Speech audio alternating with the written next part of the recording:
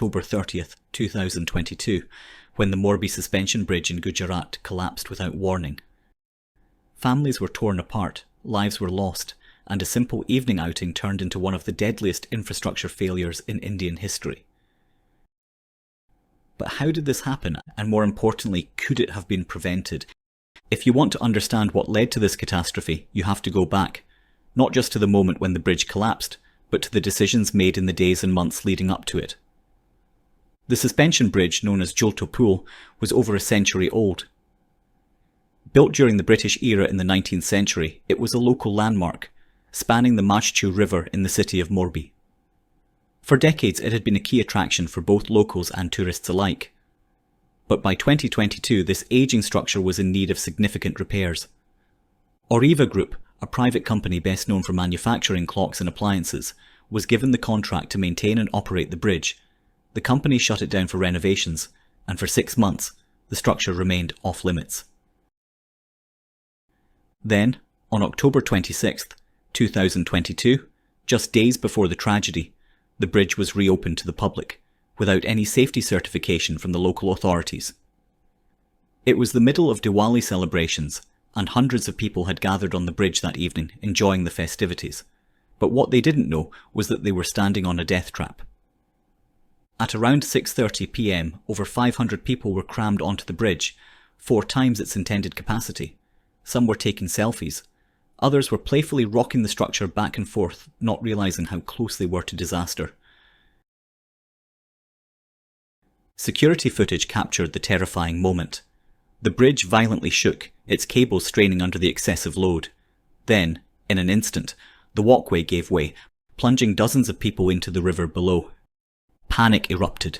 Survivors clung desperately to the broken remnants of the bridge, while others were swept away in the strong currents. Witnesses described the water turning into a scene of chaos, people screaming, struggling to stay afloat and calling for help. For 141 people, help never came in time. Many drowned, others were trapped under the twisted wreckage of the bridge, unable to escape. Adding to the devastation were the harrowing experiences of those who managed to survive. Ashwin Mehra was on the bridge when the collapse happened. He recalled, "It happened around 6:30 p.m. Some 15 to 20 mischievous children were shaking the ropes of the bridge. 3 times a noise came from it, and then it collapsed." He managed to survive by grabbing onto nearby tree branches. Jamila Ben Shah lost 7 family members in the tragedy. She clung to a cable for nearly an hour before being rescued by local boys using tire tubes. Tragically, her 21-year-old daughter was among those who perished. "I kept calling for help, but nobody came. I watched helplessly as my family was swept away," she later said. Rescue operations began immediately. The State Disaster Response Force, National Disaster Response Force, Army, Navy and Air Force were all deployed to the scene. Survivors were pulled from the water, some clinging to life, while bodies of victims were recovered in the hours and days that followed. But soon the real questions began. How did this happen? Who was responsible? And could it have been prevented? It didn't take long for investigators to uncover a series of shocking failures.